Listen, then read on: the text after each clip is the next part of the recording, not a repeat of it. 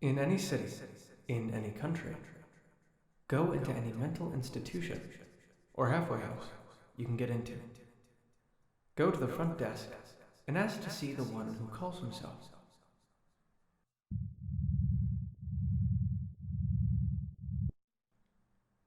They will cock an eyebrow at you, then throw a bit of whatever they were eating at you and call you an idiot. Repeat your request, and they will relent.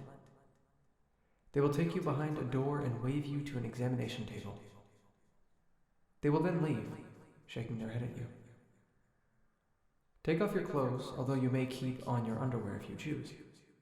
Lay back on the table, your arms at your side and your legs slightly spread to the edges of the table. At this moment, dozens of monstrous hands will burst from the table, grasping with their jagged, filthy nails onto your body. Struggle all you like, you are theirs now. They will begin kneading your skin, pushing and twisting, tickling and caressing. More will erupt from under you, pushing into your back with their knuckles. If at this point you cannot stand the treatment, if you are far too disgusted by their attention, merely say, "I reject this test." End it. They will pull at your extremities, ripping you apart joint by joint. This will be mercy. If, however, you can stand this, say, "I relax in your care. Bring me to the object, O holder." At this point, 5 arms will erupt from the bed. 2 will cover your eyes. 2 will grasp your mouth and hold it as open as can be. You will taste the salt and grime in their fingers. The last one will hold a bit of sweet fruit. It will dangle it across your tongue, and its juice will dribble into your mouth. You will want to hold this fruit in your mouth for a day, then begin to chew for the rest of eternity. Do not bite it.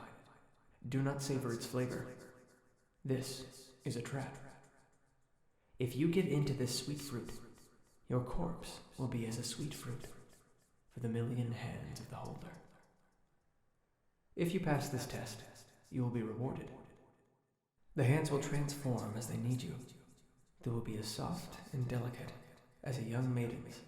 Their nails will be perfectly trimmed and manicured. The smell of elegant perfume will gently waft across your nose. It will not be very powerful at all, but tantalizing.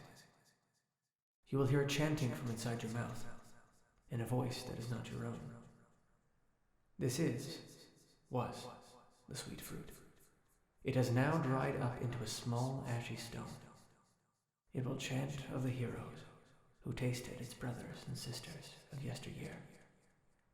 Relax, for now the holder is pleased with you. When your relaxation has drifted you off into a state of utter bliss, the ash fruit will be withdrawn from your mouth. The hands that held open your mouth will grip your throat tight enough that you cannot escape. The hands that closed over your eyes will open, but only far enough to see straight ahead. The hands that once caressed you will hold you tightly, almost painfully. You will be tilted into a vertical position, and the long eye stalks of the holder will poke into your limited view. They will watch you, some of them critically, some of them angrily, some of them sympathetically, and some will look at you lewdly. Say to it, "May this body offend your eyes, O holder. Bring me the object."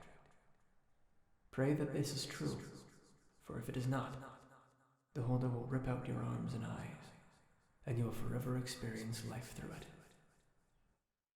If you are indeed offensive to its eyes, you may still count yourself unlucky, for your quest will not end this day. From between your legs will erupt a pair of arms. Held in their hands will be a massive, jagged, ornate key. It will stab you in the chest and rip out from you a glowing light. The wound where it plunged into you will be gone. The key will be tossed away. The sphere of light will consume the key.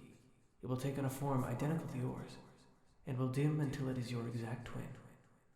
Your twin will discuss with you all manner of things.